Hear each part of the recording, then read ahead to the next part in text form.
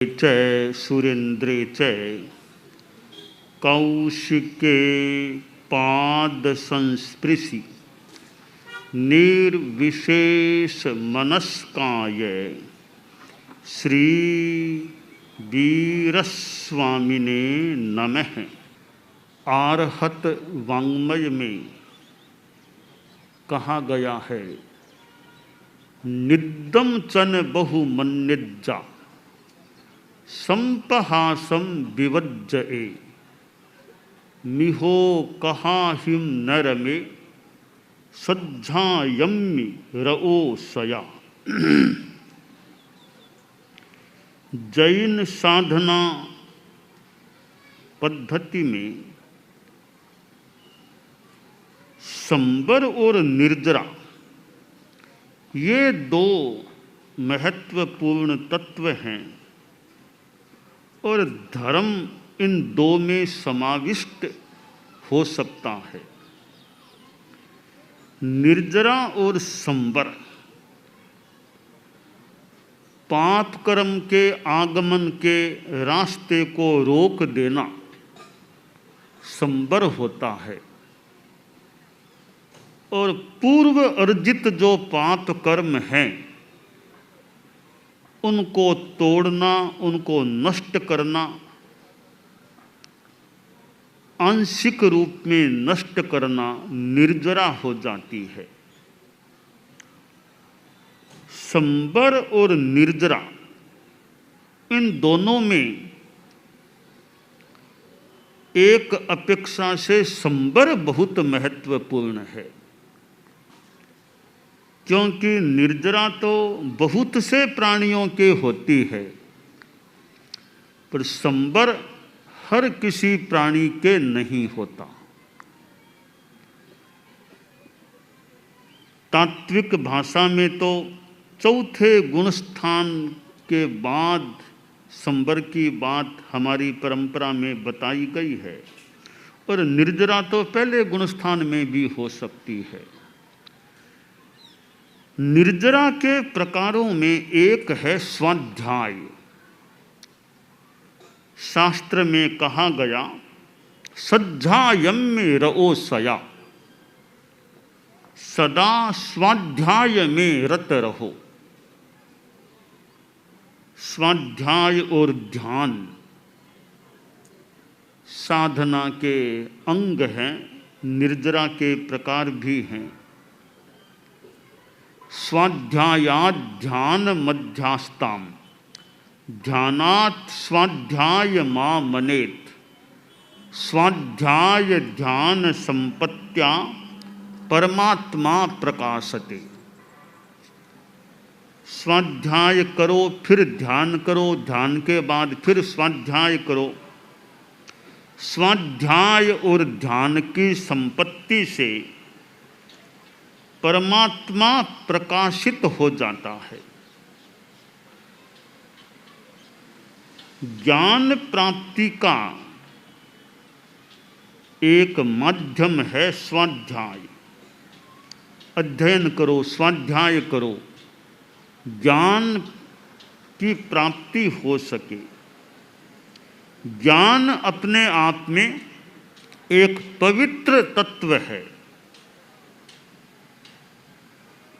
और ज्ञान प्राप्त करने के लिए स्वाध्याय और स्वाध्याय के लिए कुछ परिश्रम भी करना होता है, समय लगाना होता है, मन को लगाना होता है, कुछ बाह्य चीज़ों से विरत होना होता है, तब अच्छा स्वाध्याय हो सकता है।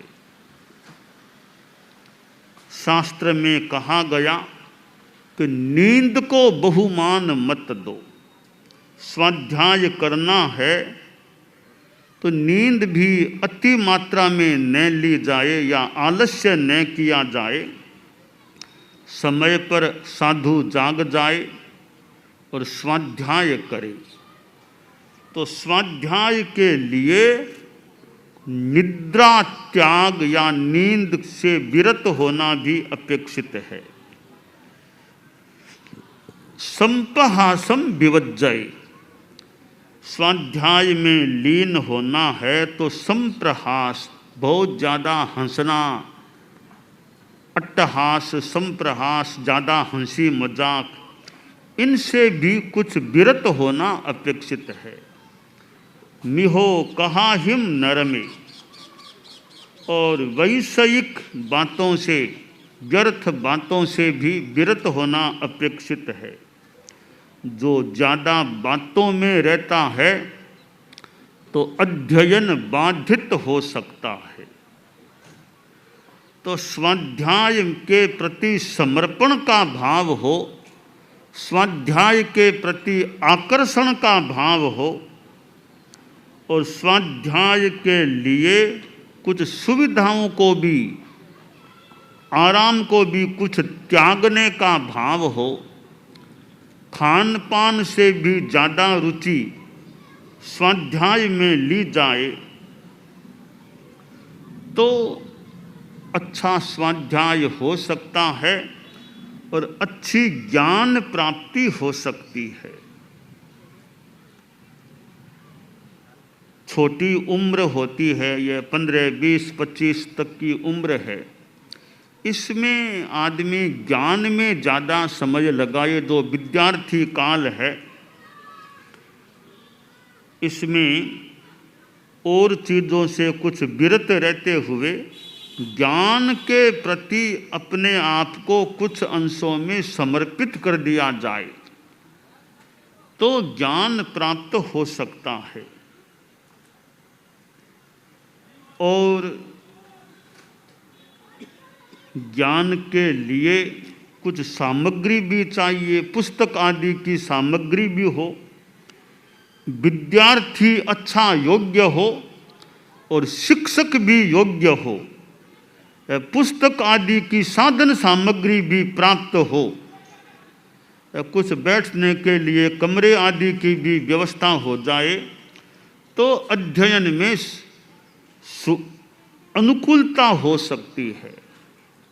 विद्यार्थी में पढ़ने की लगन नहीं है, इधर उधर चला जाता है, स्थिरता से बैठता नहीं है, तो उसे अध्ययन कैसे कराया जाए? तो योग्य विद्यार्थी होना चाहिए, निष्ठाशील प्रतिभा संपन्न विद्यार्थी हो, यह एक पहला घटक है अध्ययन अध्यापन का। दूसरी बात है कि पढ़ाने वाला गुरु शिक्षक वो भी योग्य होना चाहिए। विद्यार्थी में रुचि है, निष्ठा है, पर पढ़ाने वाला नहीं मिलता है या योग्य अध्यापक नहीं मिलता है तो भी ज्ञान में एक बाधा है। तो योग्य शिक्षक होना चाहिए, योग्य विद्यार्थी और योग्य अध्यापक। तीसरी चीज है पुस्तक आदि की सामग्री चाहिए। पुस्तक आदि न मिले तो भी एक कठिनाई है, तो पुस्तक, स्टेशनरी, लिखने की कॉपी आदि आदि चीज़ें मिल जाए तो फिर ज्ञान अर्जन में सुविधा हो सकती है। चौथी एक बात है, थोड़ा विद्यार्थी आदि को बैठने के लिए स्थान चाहिए। बहुत बढ़िया कमरे न भी मिले, कम से भले पेड़ के नीचे भी बैठे, कोई स्थान चाहिए बैठने के लिए जहाँ पढ़ाई की जा सके। तो ये चारों चीज़ें मिल जाती हैं तो ज्ञान का दीप प्रज्वलित हो सकता है। आज अंधेरी आए हैं और अंधेरी मेवाड़ में आचार्य भिक्षु से संबंधित केलवा में वो अंधेरी ओरी है। और जैन श्वेतांबर 13 पंथ धर्म संघ से का ऐतिहासिक स्थान है अंधेरी ओरी वाला वो चंद्रप्रभ स्वामी का मंदिर, जो आचार्य भिक्षु से जुड़ा हुआ है। आचार्य भिक्षु का नए रूप में जो साधुत्व स्वीकार हुआ, उस बात से जुड़ा हुआ और फिर प्रथम चतुर्मास से जुड़ा हुआ वह अंधेरी ओरी का स्थान। तो आचार्य भिक्षु जैसे एक आचार्य प्रवर, तेरा पंथ के तो आद्य आचार्य, उनका प्रवास उस अंधेरी ओरी वाले मंदिर प्रांगण में आश्रय हुआ था। और मानो उस अंधेरी ओरी के एरिया में भी एक साधक व्यक्ति या ज्ञानी व्यक्ति, साधक व्यक्ति का प्रवास हुआ था। अंधकार होता है तो अंधेरी, यह तो नाम है, अंधेरी एक संज्ञा है। अंधकार होना जरूरी नहीं है अंधेरी में, अंधेरी तो संज्ञा है, पर भीतर का अंधकार दूर हो उसके लिए ज्ञान की ज्योति जलाने की अपेक्षा होती है।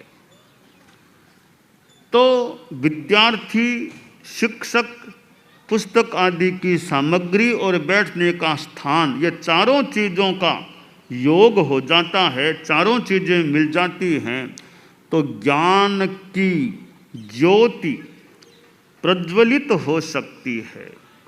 विद्यार्थी लगन वाला चाहिए, जिसमें पढ़ने की तड़प हो, लगन हो।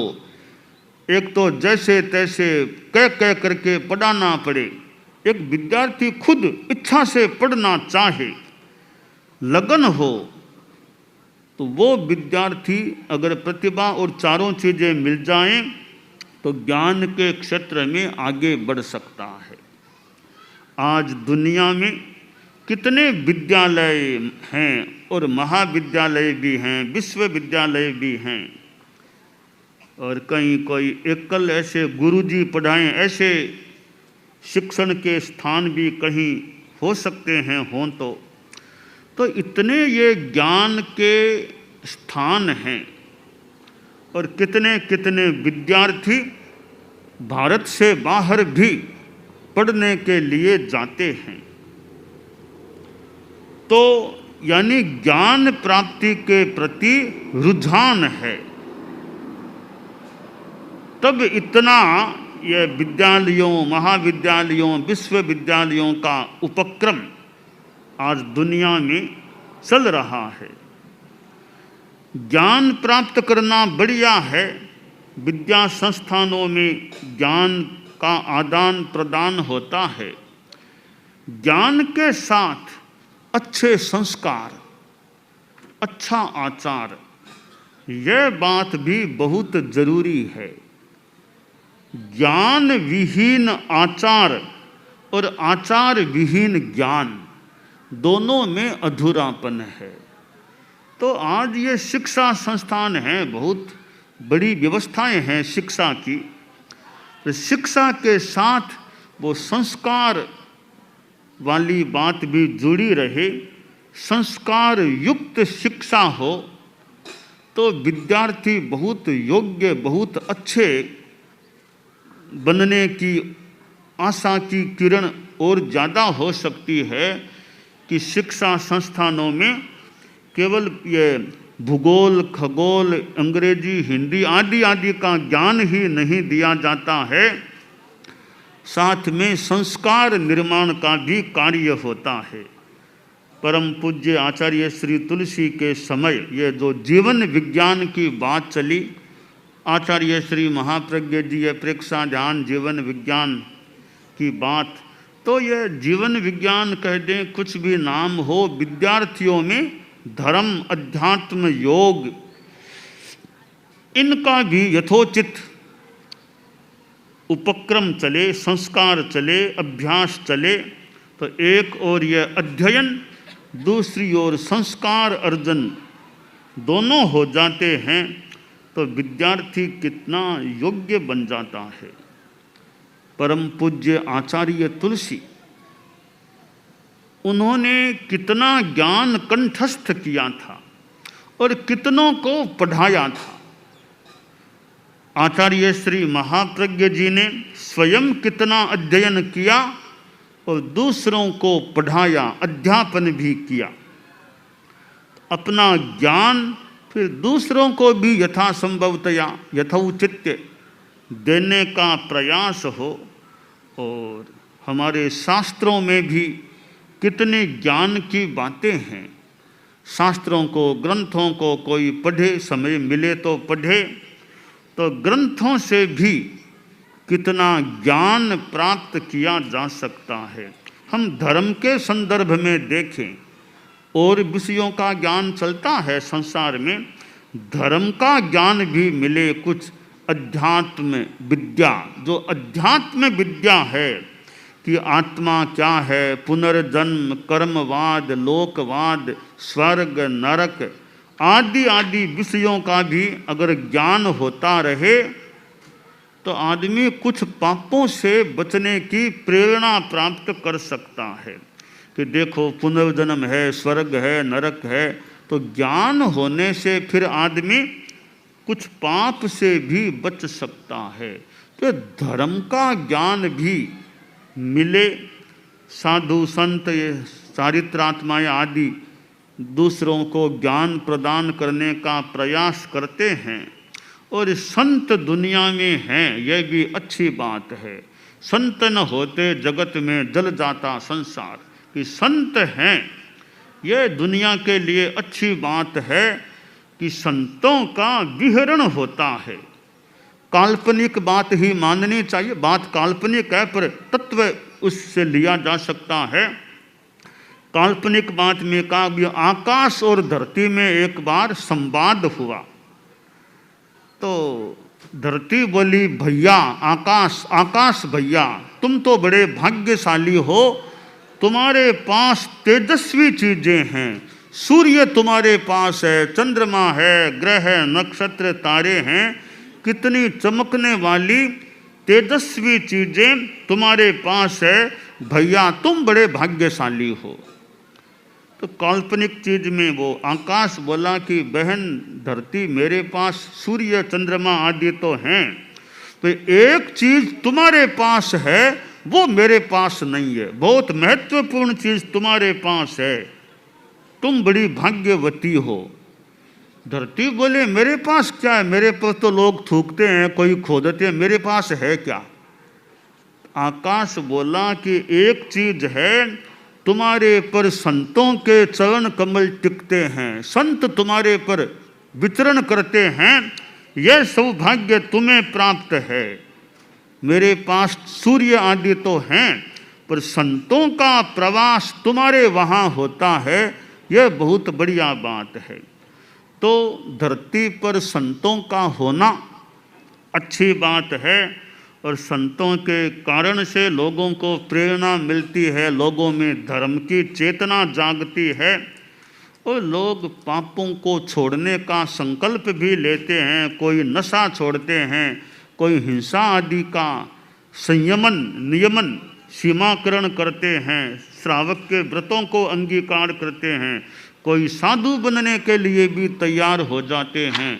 तो यह संत समागम, संतों का समागमन होना बहुत अच्छी बात है कि संतों से फिर ज्ञान मिले, और संतों की संगति है तो फिर ज्ञान प्राप्ति भी हो सकती है।